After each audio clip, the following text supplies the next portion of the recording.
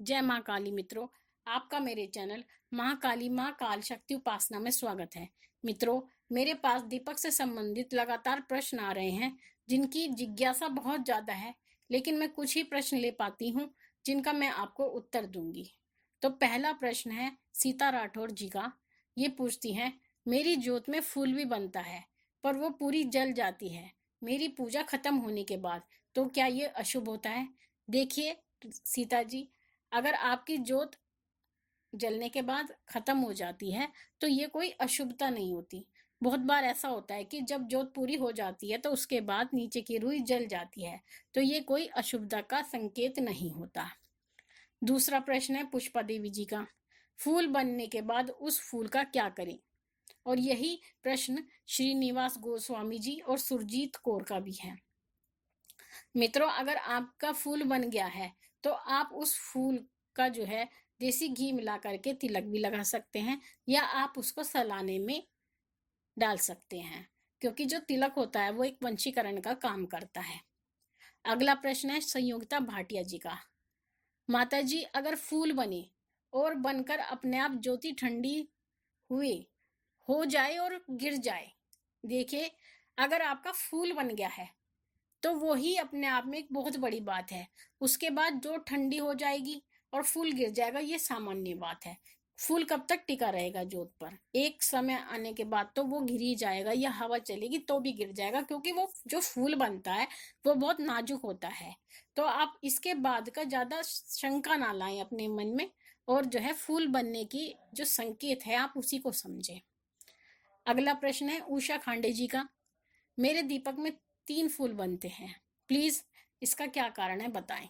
अगर आपकी ज्योत में 3 फूल बन रहे हैं तो इसका अर्थ यह है कि माँ भगवती, माँ काली, या जिस देवता की भी आप पूजा लगाते हैं वो आपसे अत्यंत प्रसन्न है। जितना अच्छा फूल बनेगा वो उतना ही उनकी प्रसन्नता का प्रतीक होगा। अगला प्रश्न है पूनम सिंह का। कृपया करके बताएं, ज्योत का उड़कर वापिस आना, इसका क्या अर्थ है? देखिए, कभी कभी ऐसा होता है कि जब आप जोत जलाते हैं और वो उड़ करके वापस आती है। अगर ऐसा आपके साथ भी होता है तो इसका अर्थ ये है कि आपके घर में कोई ना कोई परेशानी है, और वो परेशानी जो है ईश्वर द्वारा दूर की जा रही है।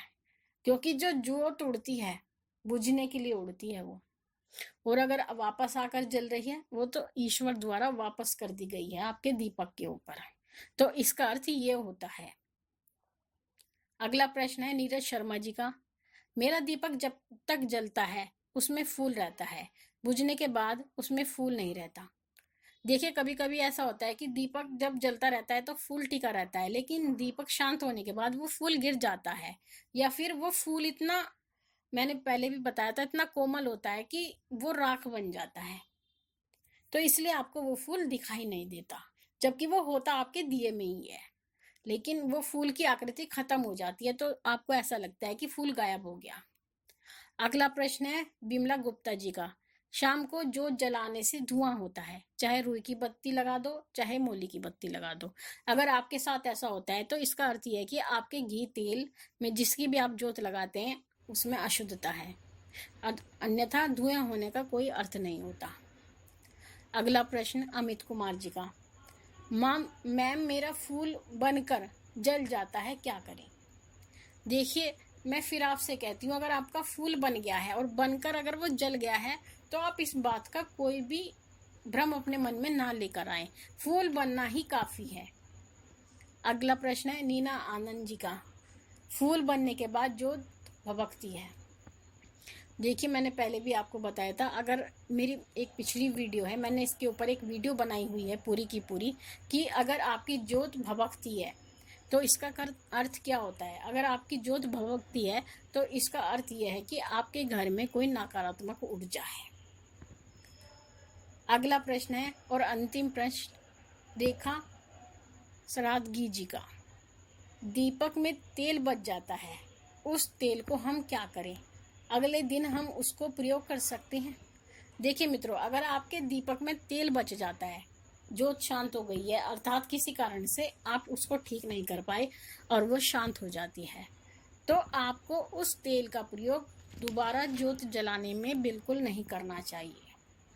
कारण ये, क्योंकि उसमें एक बार जोत जल चुकी है और वो देवता द्वारा स्वीकार कर ली गई है। तो वो जो तेल और घी होता है वो फिर दोबारा देवता द्वारा स्वीकार नहीं किया जाता। तो आप उसका प्रयोग अपने किसी भी बीमारी में कर सकते हैं। जैसे आपको सिर में दर्द है, हाथ में दर्द है, नाभि से ऊपर ऊपर के जो भी स्थान होते हैं, आप उस तेल या घी को लगा सकते हैं। वो एक औषधि के रूप में कार्य करता है और आपको उसमें आराम मिलेगा। अगर आप ऐसा भी नहीं करते तो आप उसको नदी में प्रवाहित कर सकते हैं या सलाने के सामान में भी रख सकते हैं। तो आशा करती हूँ मित्रों, मेरे द्वारा दी गई जानकारी आपको पसंद आई होगी। अगर आपने मेरे चैनल को अब तक सब्सक्राइब नहीं किया है तो सब्सक्राइब करें, लाइक करें, शेयर करें, साथ ही नोटिफिकेशन बेल को भी प्रेस करें।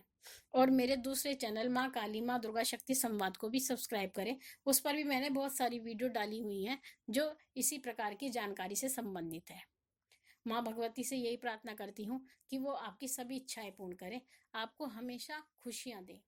मैं फिर मिलती हूँ आपसे, तब तक के लिए जय महाकाली, जय महाकाल।